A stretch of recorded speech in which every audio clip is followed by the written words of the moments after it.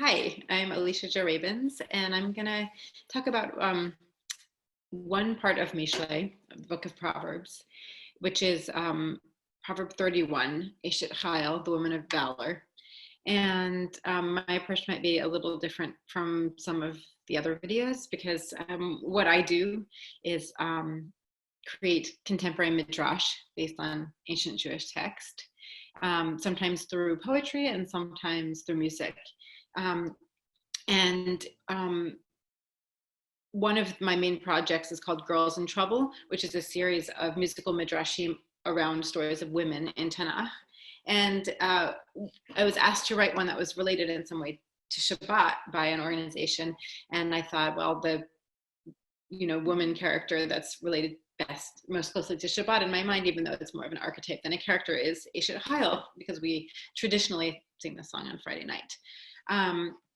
And so I'm going to sing the song and offer you the lyrics.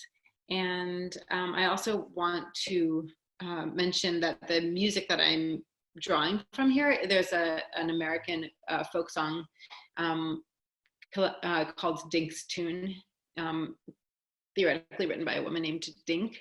And the original song is so beautiful, and the words are pretty sad, actually. And I decided that I wanted to take that gorgeous song and combine it with my own translation of the words to Eshet Chayil. And both of them also have a little bit of my own music and also some of my own words that are not directly drawing from Eshet Chayil. So there's a strand of American traditional music, there's a strand of traditional Jewish text, and then both of those come together into this new song, which is called Rubies. Like a merchant ship, strong and wide, golden oranges deep inside, more than rubies, more than pearls, the one I love. With purple silk and tapestry, she weaves a blanket to cover me. More than rubies, more than pearls, the one I love. The world is woven through us, and I cannot forget how her fingers hold the threads.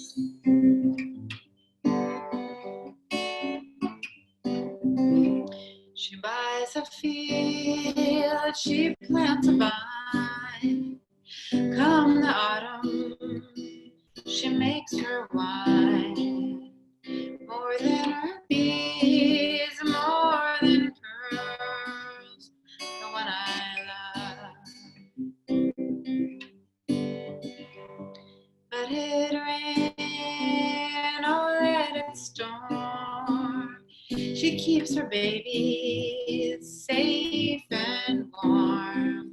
More than rubies, more than pearls, the one I love.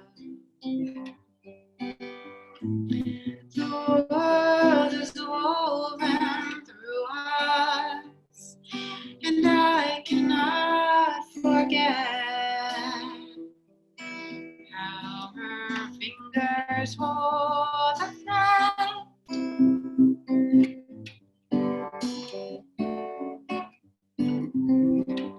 Grace can lie and beauty's vain. Oh, but she calls me by my name. More than rubies, more than pearls, the one I love. The world is woven through us. I swear I won't forget how her fingers hold the thread.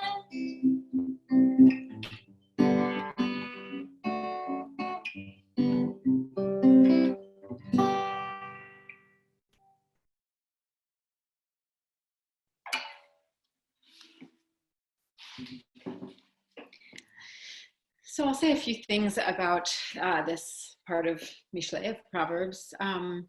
One is that, this is traditionally seen as a kind of ode to some ideal woman, which I imagine originally was seen as an ode of praise and was looked on very positively.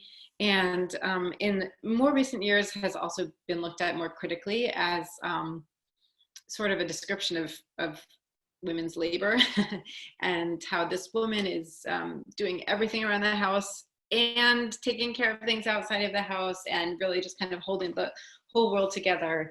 And some see it as a justification for women really keeping everything about the family going while men are studying, and as a justification for women over labor of women, which I really appreciate that perspective, and I think it's crucial and important to think about.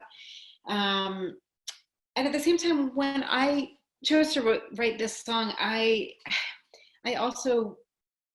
chose to look at it from that, I think, original kind of positive perspective, because I think in a lot of ways, as someone who grew up in a very secular Jewish family, I had always assumed that women in the ancient world and in the Torah would just kind of be hiding behind a tent flap somewhere, restricted to the domestic realm, because that sort of was the conventional wisdom about how things used to be thousands of years ago.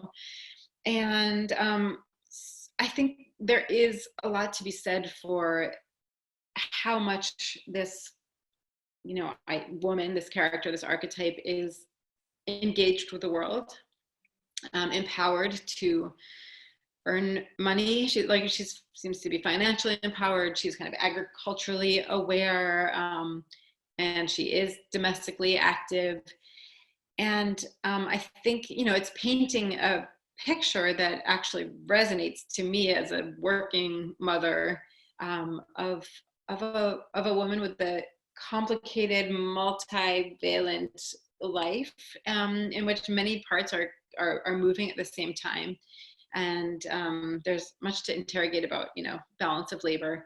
But I chose to just take this as kind of as a love song, as a song of appreciation, and as a mark of the kind of strength and power of women, from stories of women in the Torah all the way through the women that we see around us, in our own families, in our own lives.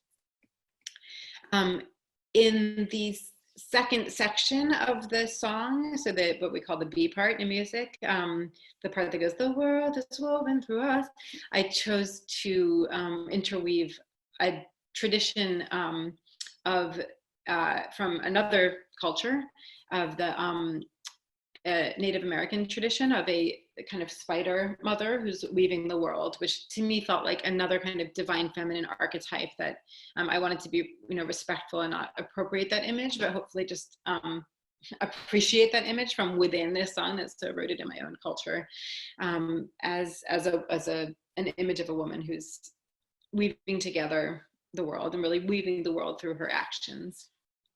And finally, I just want to talk a little bit about poetry, song, and ancient text. I mean, Mishle, Proverbs, Proverbs sounds very sort of preachy when we translate it. Mashal, an analogy, sayings, is a little less so, I think, a little less preachy sounding in the original Hebrew. And I think that we really like to separate out intellectually, kind of post-enlightenment, separate, this is religion, this is art, right? This is creative writing, this is sacred text, this is poetry, this is Bible, or whatever. And I think that really, there's so much to be found in that kind of separate academic kind of dissection and inquiry, but there is also something that's lost when we start dividing up, because essentially I think it comes from the same human impulse of interrogating the world around us, trying to understand what's around us, what's inside us, right? How to live, how to be with each other. um, and and how to appreciate each other, where our boundaries are, and like there's such a beautiful line in Proverbs about the soul of humans being God's candle in the world. Um, so I think that to think of holy texts and our holy text as poetry is quite a beautiful idea. And in a contemporary culture where we're often afraid of poetry, I think it can be very empowering to think that for those of us with a relationship to Jewish texts, we already have a relationship to poetry. We have a relationship to words meaning more than just sort of uh, transactional information, right? Words, in Hebrew, a word and thing are the same word, davar, and a word contains worlds within it. Every word of Tanakh, of the Torah, and every word of Mishle, of Proverbs. And so I just want to sort of offer that perspective of sacred text as poetry or creative writing, and also conversely, creative writing and poetry as sacred text, right? And so we have this beautiful tradition of midrash where I see it as an indigenous Jewish art form, where we comment on the previous texts and we make them our own by creating them anew, whether it's in writing, which is the traditional way, or for me it's music, for some people it's visual art or craft. And I think that looking at it in this way, as this human enterprise of experiencing and interrogating spirituality and what it means to be alive through sacred text and through kind of the sacred texts of today. I mean, I think that there's an American poet, Mary Oliver, who many secular people use as the sort of sacred text. They read her poems at weddings and funerals and times of need and times of celebration. And so I want to just offer that as a way of sort of situating this Mishle, right, this book of essentially poetic text that comes towards the end of Tanakh, of the Hebrew Bible, and that's sort of a bridge into the time that we're living in now, as the post Tanakh time, post biblical, where sacred text has not stopped. It just kind of continues, and we all can become conduits for it, whether it's by studying and learning, or whether it's by journaling or writing or singing or even just speaking. And that is my offering for you. And I'm just sending warm thoughts to everyone in this moment.